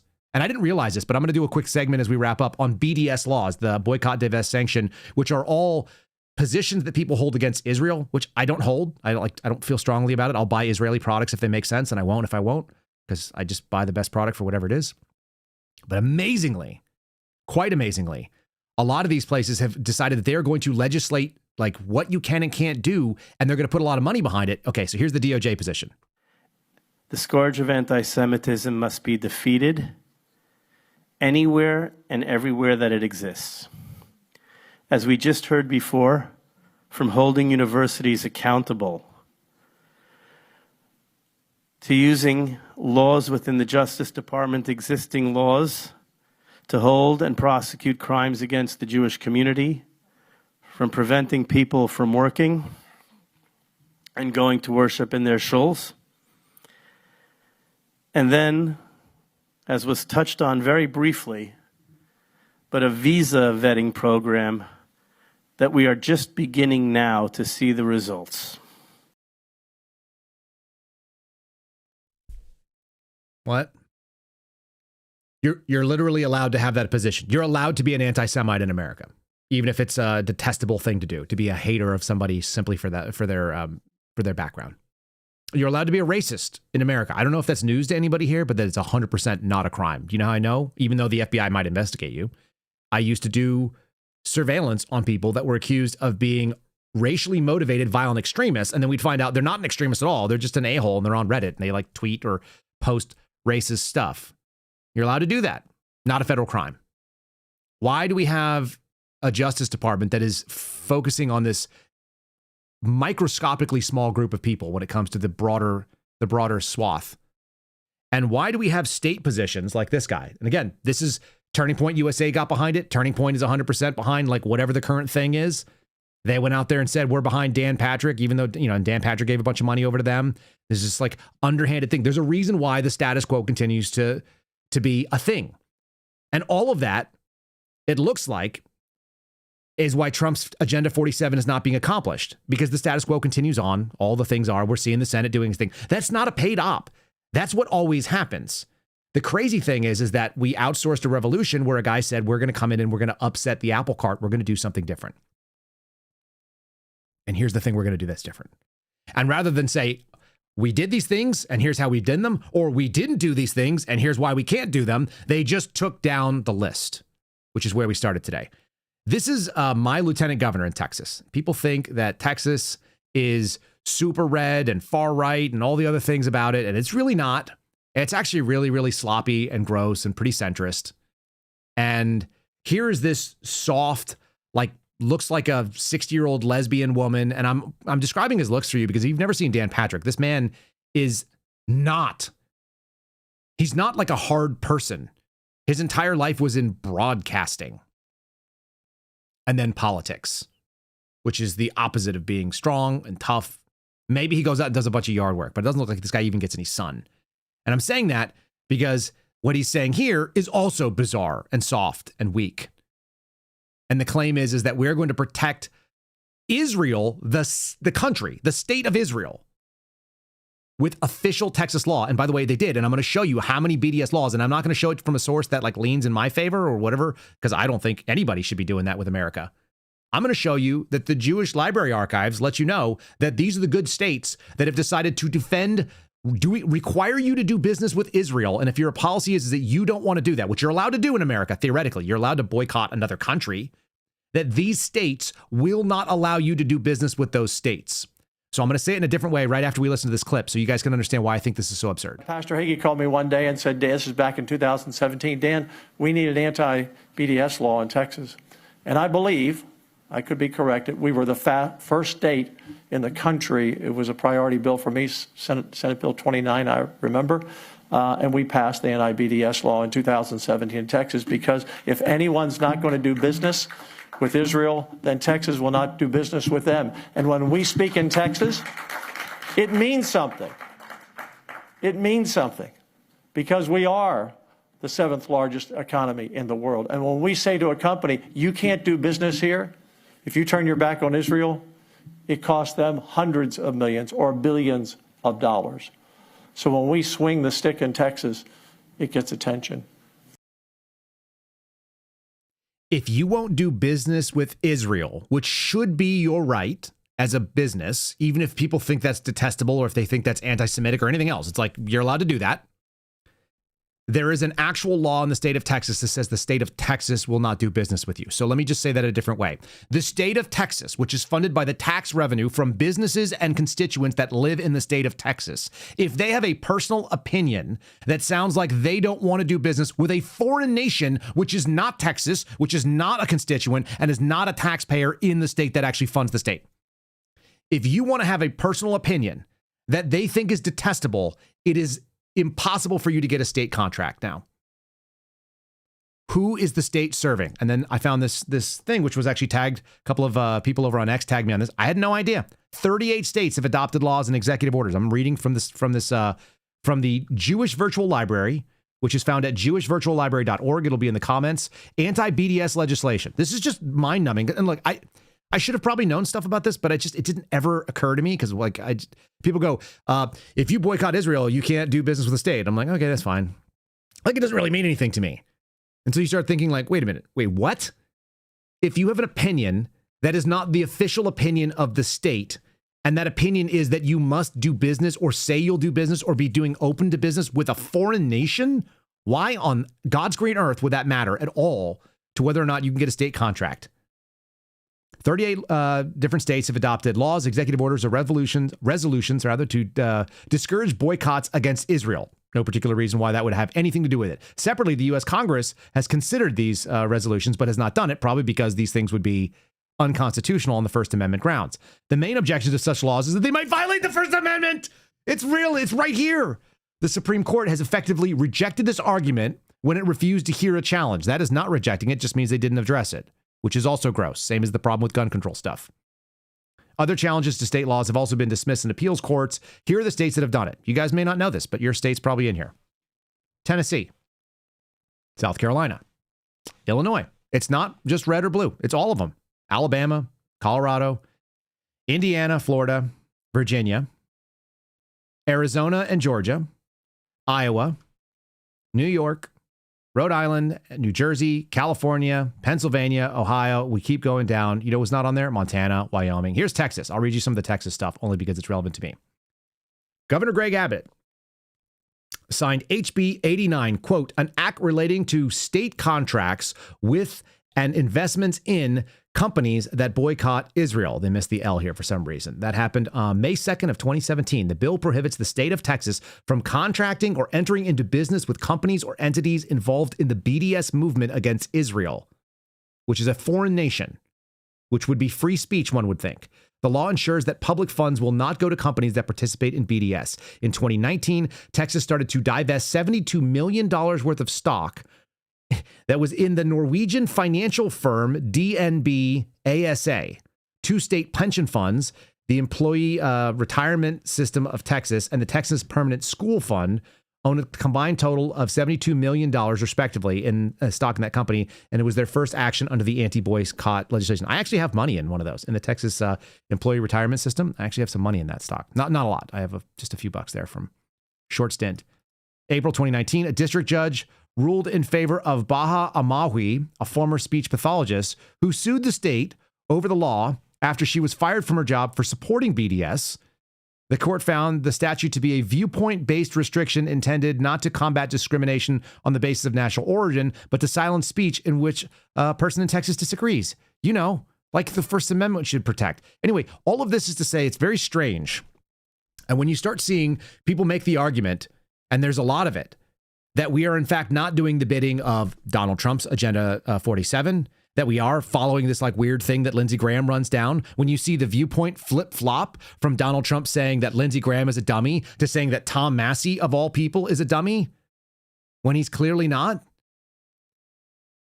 The question of motivations, you've opened yourself up to that. When there's open-ended attacks on Candace Owens and Tucker Carlson, and they're all on the same side of things, talking about they don't really like this fight, and they think that there's Jewish money behind it, which is coming from Israel, and they all are like obsessed with this. It's very interesting to watch who picks a side, and the side is not based on principle. It's just based on you've lost your way, you're bad. And how about the people that just say, hey, free speech is free speech. I defend Tucker Carlson's right to have it. I defend your right to say that they're the best. I don't really give a shit. I think America first should mean actually America first. The end. Bar none. And our president just said we won. We did all the things we need to do. So why the hell are we still there? Except that I see the Israel voices, the ones who seem to be backing something alternative to America first, to America only, claiming that everybody around them is wrong. It's pretty wild. Again, you guys can make up your own minds on it. I don't need to. I'm just presenting you some evidence of things that I didn't recognize beforehand. And some of you have known this for a long time. It's very, like, I don't know any other laws that say you're not allowed to not do business. Again, I'm going to say it one more time. You are not allowed to not do business with a foreign nation, and you will not be able to get any contracts in the state of Texas and Idaho and a bunch of other places that you'd think would be bastions of free speech. Kansas is on here, North Carolina, Wisconsin, Louisiana, Mississippi, Kentucky. Why is that? I don't know any other place that has that sort of special cutout. And if you're an America only or an America first or an America whatever, that's kind of where you should live. You should just be like, hey, how does this help America? Oh, it doesn't? Then we shouldn't have it, maybe. That's my take. All right. Thank you for watching, for all of you that did. Appreciate it if you guys would give us a comment, give us a like on the various places you can. Find us on Spotify at KyleSeraphinShow.com. Again, today got a little bit weird and derailed right off the bat because the first thing I saw was the missing Agenda 47. I will post it over at KyleSeraphin.com in a free post that is on Locals if you guys want to access it and grab it and save it for your own records. It's like a kind of a long like poster size thing. I think it's worth holding people accountable to their own words. And I also think that bacon cheeseburger nationalism is a much broader position than not. I think there are far more people that are interested in bacon, cheese, hamburger, and a bun than there are in any of these other little weird, minute sort of points that seem to hinge on not American culture, not American reality, and certainly not like making America great or only, bringing back any sort of the normal positions that people from 30 years ago would have thought were just standard. And people from 50 years ago would have been shocked to find out had any adverse reaction to. So in honor of that, I'm going to end with the Bacon Cheeseburger National song. This comes from Shane Lynn. You guys can find him on Spotify as well. Look up Bacon Cheeseburger Nationalism on Spotify if you guys care to hear the song or download it or whatever. You can access it too. It's kind of a banger. So that'll be our palate cleanse of the day. It's been a while since we played it. I hope you guys enjoy. Thanks for being here. God bless you. I'll see you guys tomorrow. Built on sweat, not sympathy. Long nights carved as legacy. No shortcuts, no guarantee. You earn your spot, you earn your seat. Don't curse the ground, you choose to stand. This place was raised by callous hands. If you hate the noise, the grit, the sound, there's a bigger world outside this town. No excuses, no revision. Say it straight, this is the mission. Bacon, cheeseburger, nationalism. Built on work and conviction. Bacon, cheeseburger, nationalism. Say it loud, say it with conviction. If you can't eat this, you don't belong. This table's set for the strong. Stand your ground, hold your position. Bacon, cheeseburger, nationalism. No silver spoons, no easy ride. Just dirt on boots and stubborn pride. We don't fold when pressure's high. We stand our ground and testify. You don't have to cheer or clap. Just don't tear down what we built from scratch. Respect the code, respect the land. That's the deal, now shake my hand. No fake smiles, no disguise. Say it straight, look me in the eye. Bacon, cheeseburger, nationalism. Hard-earned pride, no permission. Bacon, cheeseburger, nationalism. Built on sweat, not superstition. If you can't eat this, you don't belong. This fire burns all night long. Say it proud, say it loud. Bacon, cheeseburger, nationalism. Work, earn, stand your ground. No free ride. No backing down. Bacon, cheeseburger, nationalism. Simple truth, no translation. Built by hands that never quit, not by words or imitation. If you can't eat this, you don't belong. That's the line, that's the song.